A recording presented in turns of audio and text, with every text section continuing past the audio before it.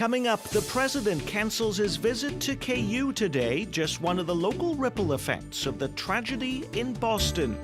Plus, while the U.S. Senate this week fails to pass any gun control measures, including more stringent background checks, in Kansas, Governor Brownback signs into law a measure allowing teachers to carry concealed weapons in their classrooms. And KCPT is making the news headlines this week as the station buys a radio station. Hello, I'm Nick Haynes. We're joined by KCPT President Cliff Keel later in the program. But first, our reporter roundtable as we dissect the week's top headlines. KCTV5 Chief Investigative Reporter Stacey Cameron is with us, and Bill Grady from KMBZ 98.1 FM. Also with us this half hour, Kansas City Star reporter, columnist and blogger Dave Helling.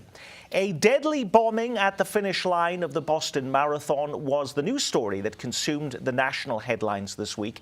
While there are many places you can hear about that news story, the tragedy had a swift ripple effect here, most immediately with the decision by the president to cancel a high-profile visit planned for today to the University of Kansas. Most of the media, including the reporters around this table, was set to be in Lawrence right now to cover President Obama at KU. But we never got the full story, though, on why the president was slated to come here in the first place. Are we any the wiser, Dave? No. There were suggestions. We were told that he was going to talk a little bit about immigration reform, which, as you know, was going to be the topic of the week. There was going to be a new immigration proposal submitted. One of the things that's true in Kansas is the state does make available in-state tuition for the children of immigrants here illegally or who were brought here illegally. So there was some suggestion that would be discussed, but the specific topic, at least as far as we know, was not ever officially released. Rare for President Obama to actually come to Kansas to begin with, Stacey. Right, and it would have been his second visit in just a short period of time. Remember, giving that essentially campaign speech that launched his re-election. We do know that the White House had asked for facilities that would accommodate somewhere between 3,000 and 6,000 people. So I think immigration is clearly one of the topics that could have been touched on, perhaps even Medicare reform, seeing how Kansas hasn't necessarily gotten on the rolls for the rollout of Obamacare as it starts to move. So that's another possibility. And surprisingly, though, the governor, Brownback, said he would have met with the president if invited. He hadn't had an invitation yet, but was willing to meet and attend if asked. That was one of the ripple effects of what happened in Boston this week. Were there any others here in Kansas City, Bill? There were. As a matter of fact, on Tuesday at the Nova call-in rehearsal, I had a chance to talk with Police Chief Daryl Forte, and that afternoon he left a little bit early because he had convened a special meeting of his commanders to talk about Kansas City's plans on a major incident, our response plan, and it was specifically because of the Boston incident. Also, we checked with a counterterrorism expert here in town, Colonel Bob Lewis, who his take on it was, you may notice at sporting events, public events in the next few months a change. You may not. A lot of this is going to fly under the radar, but clearly it did put it very, very high in the stream of consciousness. The trolley run this weekend, no bags or backpacks allowed for the trolley run this weekend. So obviously having an impact already. Right, and I think that was to be expected. We know now that it was bags dropped at the Boston Marathon, and having run in a lot of these events, 5Ks and 10Ks, it's not unnecessary to see people carrying their bags and leave them at the finish line or have a friend carrying them for there. So I think these are needed changes, and I think it will probably see some beefed up security at that run as well. This week, Kansas City finds out it will also no longer receive federal funding from the Department of Homeland Security. What that means is that it's now on its own when it comes to training local law enforcement on how to spot and react to potential terrorism. Kansas City Council members discussed the situation during a committee meeting at City Hall on Wednesday. In 2004, Homeland Security sent Kansas City $13 million. Last year, the city was provided with just over $1 million to help with emergency planning. Now there will be no more. Despite the recent bombings at the Boston Marathon, experts say cities are losing the money because the chances of a terrorist attack in Kansas City are considered slim. Plus, tight federal budgets as Congress pulling back funding. The Department of Homeland Security says it's now limiting its funding to the top 25 urban areas. Kansas City ranks 31. What impact does that have on our metro, Dave? Well, the people with emergency preparedness say they are concerned and have said so for some time. Actually, I went back and looked. About 2 years ago, the federal government, in essence, told the Kansas City area, look, these what are called UASI grants, Urban Area Security Initiative grants, we're going to dry up for cities like Kansas City so they could send more money to the Bostons, the New Yorks, the Washingtons, that type of thing. And at the time, the chief, Smokey Dyer, said, look, this is going to be a problem for us going forward. However, and this has to be noted, in the early years after 9/11, the federal government poured millions of dollars into cities like Kansas City. In fact, so much money, so quickly, that 2 years ago, Kansas City still had $15 million in the bank from money they were unable to spend as fast as it was arriving.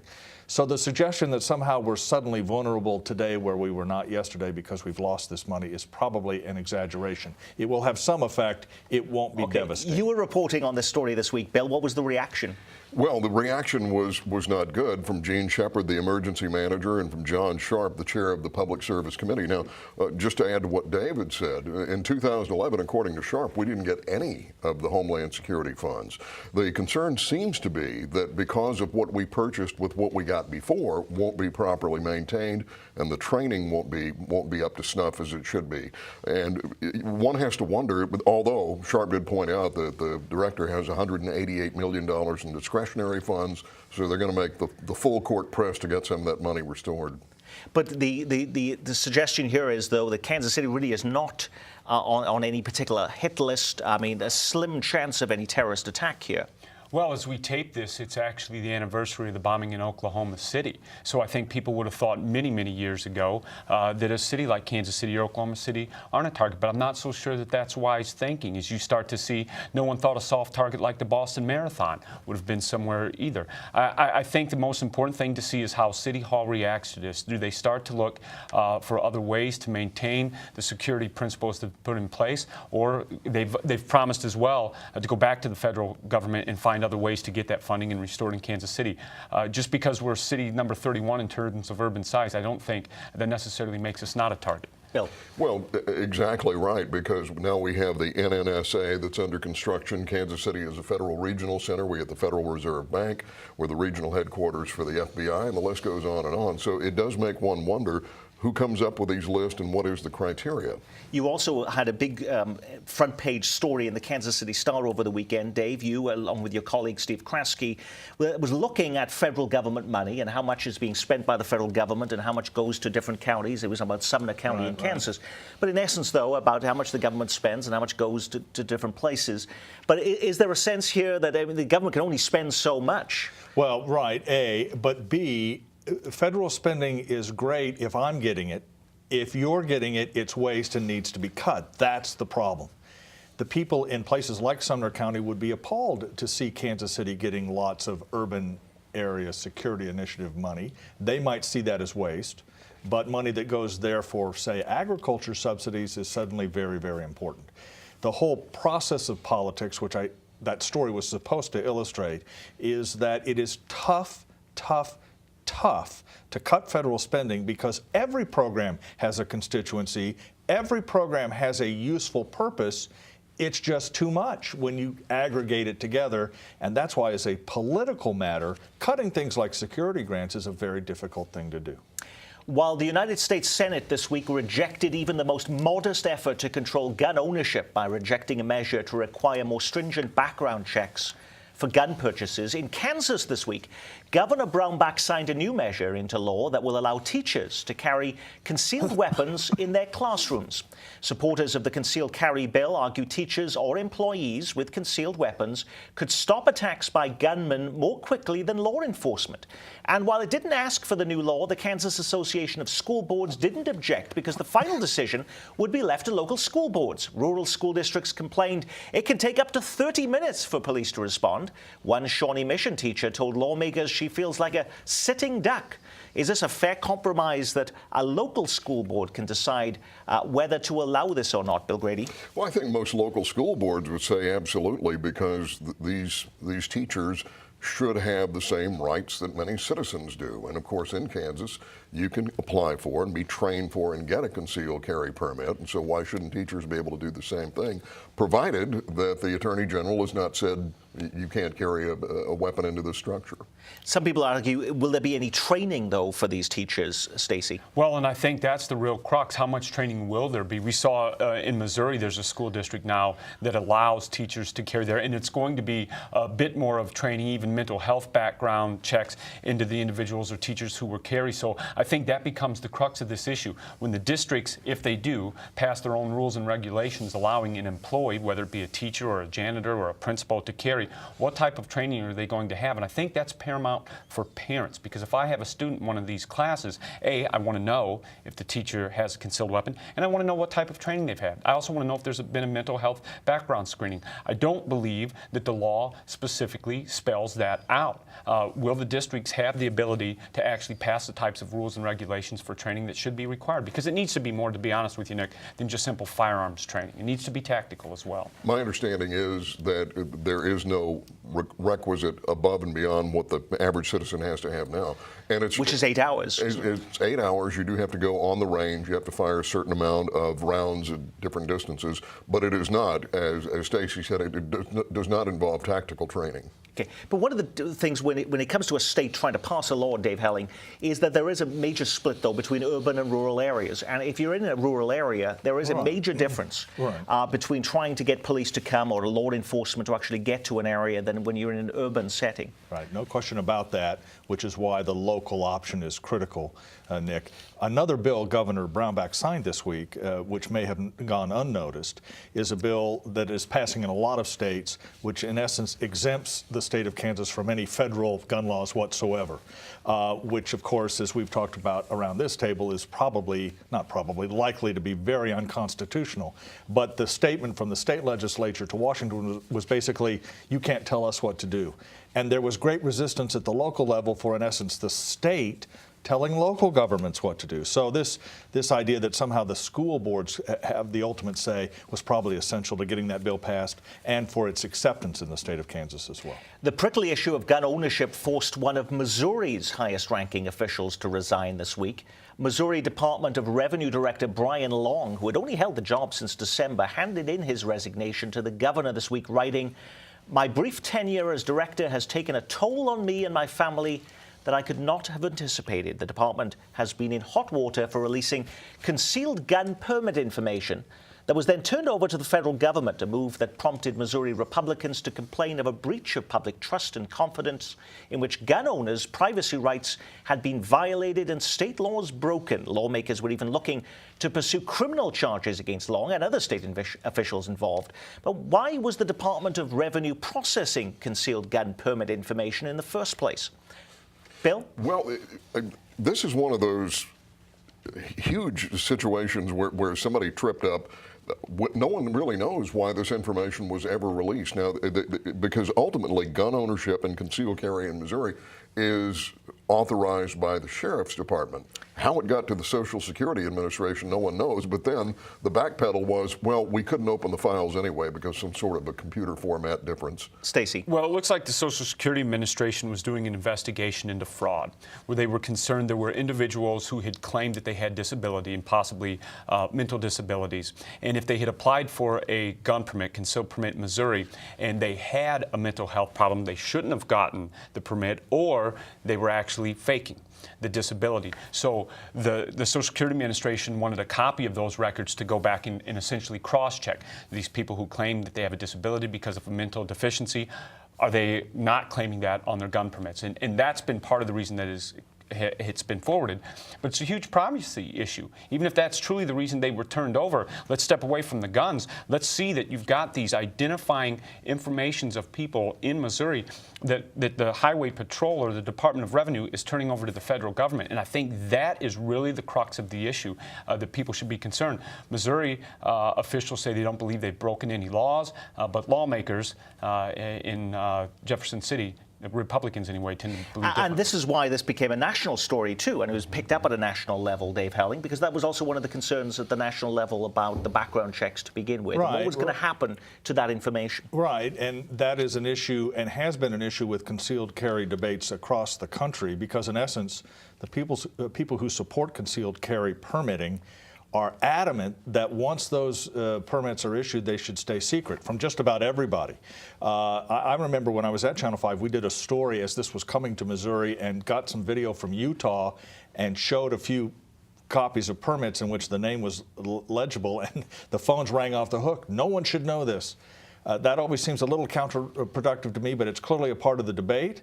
And I think Missouri lawmakers thought they had taken care of it by, in essence, prohibiting dissemination of this information, which is why it's blown up in the state and really across the country. Well, and it's important to note the Department of Revenue, it's not only the concealed permit applications that they have scanned, it's also other documents that come in with driver's licenses, such as birth certificates. Now, why did the Department of Revenue have it? Because some people want to have their concealed permission also included as an endorsement on their license. So that's how the Department of Revenue actually had this information. But it's not only the applications. I mentioned again, it's other personal documents that have been scanned by the Department of Revenue and kept for investigative purposes, they say, such as people's birth certificates. The Dish Network buys a full-page ad in the Kansas City Star this week to place an open letter to Kansas City residents to explain why it wants to buy the Metro's largest private employer, Sprint.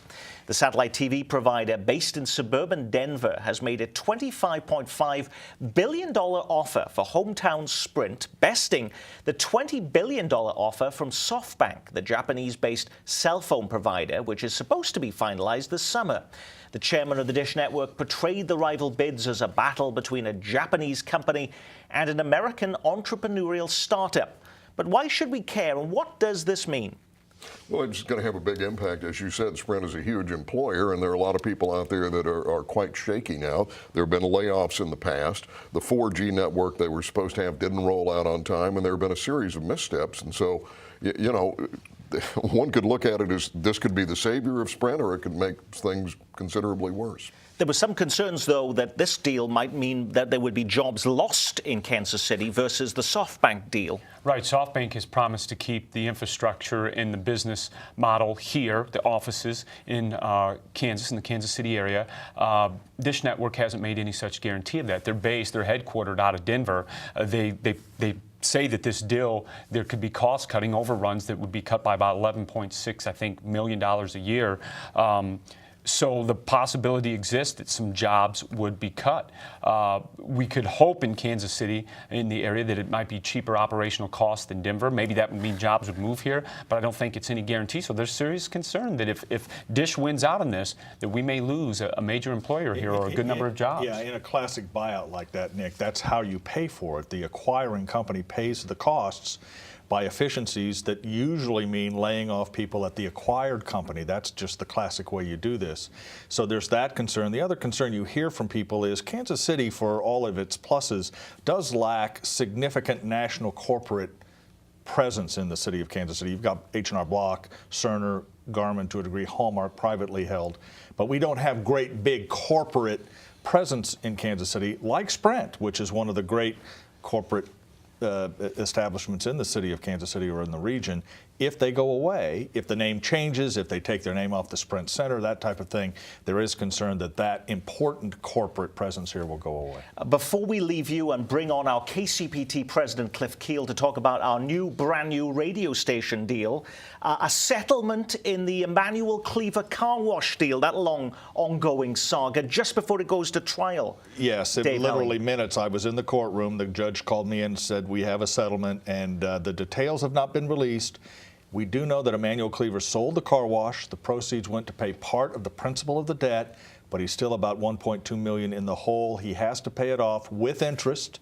We don't know how long he has, what the payments might be. That will become an issue going forward. If he doesn't make those payments, that's when taxpayers might become involved. Okay, because we were concerned as part of the story that would taxpayers be on the hook? Taxpayers won't be on the hook? No, they're still on the hook if he doesn't make his payments. What this means is that he has some time to do it. Now, The problem is he doesn't have the revenue stream from the car wash anymore. It's sold, so he has to pay it out of his own pocket. If he doesn't do that, the SBA guarantees, we believe, based on some conversations, still apply. But this gives him some breathing room, gives the bank what it is owed, gives SBA some breathing room, gives everybody a chance to sort of stretch this out rather than bringing it to a climax Okay. here. Is this the last time we'll be talking about this issue on this program? I would not predict that that would be exactly true. I would put it to you that way. All righty, that is where we need to wrap up. KCTV5's Stacey Cameron and Bill Grady of KMBZ, thank you so much for being with us. And our thanks to Dave Helling of the Kansas City Star. Up next, for more than 50 years, KCPT has been known for television. Now it's getting into the radio business too. KCPT making news of its own this week. Straight ahead on Kansas City Week in Review.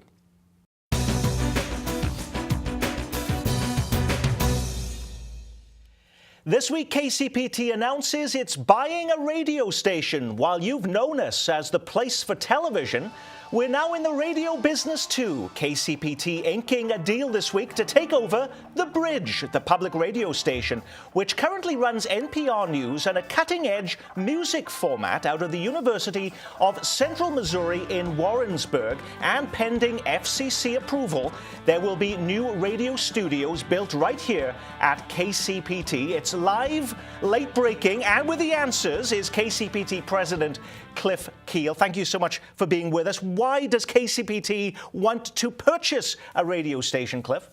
Thank you, Nick. We want to continue the community building and the local content and service to this community the way we do on television, with a different format, with music, but do a lot of the same things on the radio that we do with TV. Now, it's an NPR News format right now, and what is called a AAA format, an adult album alternative currently. What's going to be on that station when KCPT is in charge of that format? We will clean up some of the redundancy of the news and talk, the NPR news and talk content, and then the university sports would come off as well. And it'll be music all the time, but plus local, plus some engagement events, content and information that helps get this younger audience out to nonprofit events, to arts and culture events, things like that.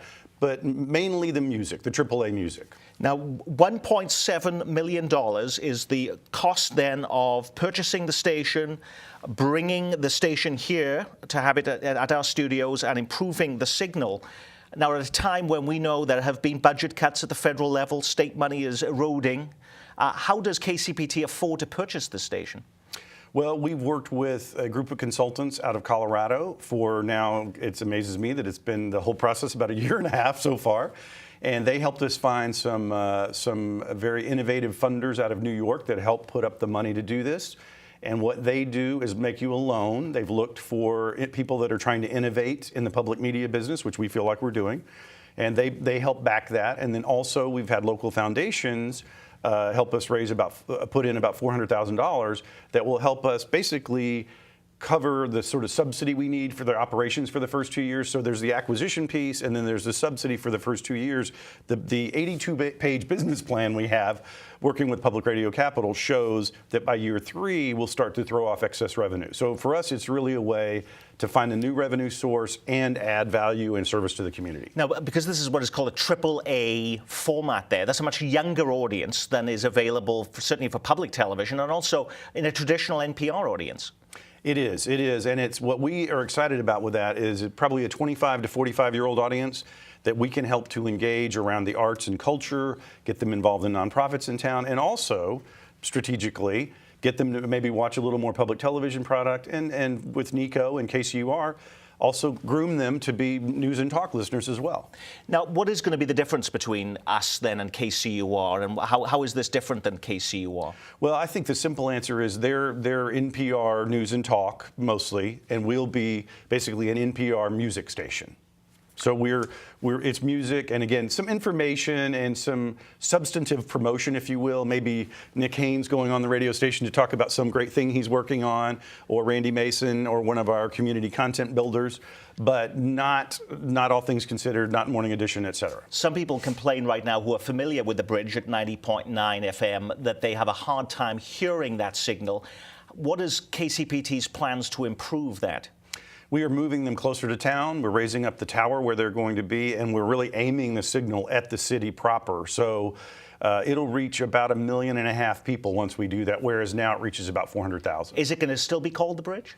We are currently studying that. We don't know. I will say the branding and marketing we're looking at, but the main thing that I'm excited about is it will be basically substantively the same thing. John Hart does a really good job out there with the signal and building a great playlist. And he's the person who runs it currently. He does. And what we're also excited about, we've got all of our TV staff. We're all going to put another hat on, and we're going to help John leverage all the neat events and things he does. We're going to help add a little more local, and we're going to really try to be kind of a glue for arts and culture and a glue for the local music scene.